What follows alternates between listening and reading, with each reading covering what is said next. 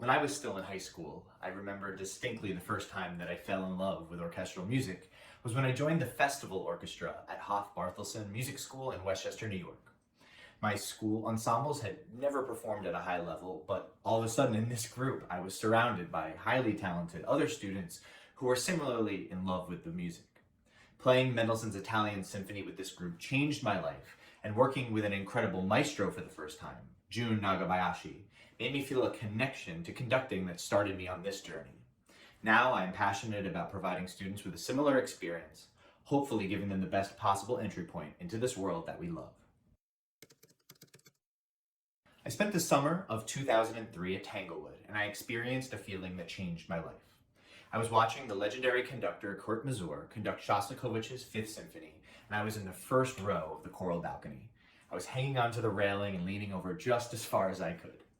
Now, Masur was ill at this time and near the end of his life, and therefore he conducted without a baton, basically just with the one finger on his right hand. That being said, the sound was so dramatic and explosive. I had never heard a Shostakovich symphony before, and that experience completely changed my life. Shostakovich 5 remains to this day my favorite piece, and I knew at that moment that I wanted to be a conductor.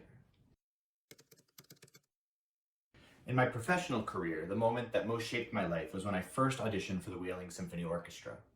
I had flown overnight from Hawaii, where I was living at the time, and I had a 10 a.m. rehearsal.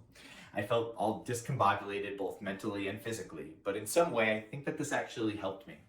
My connection to the moment was through the music, Brahms's Fourth Symphony. As soon as I conducted the first measure, I felt an incredible musical connection to the group. They were responding to my gestures exactly as I wanted, almost like we had a fluency of musical language with one another. Something just felt right, and I knew I wanted to be part of this orchestra.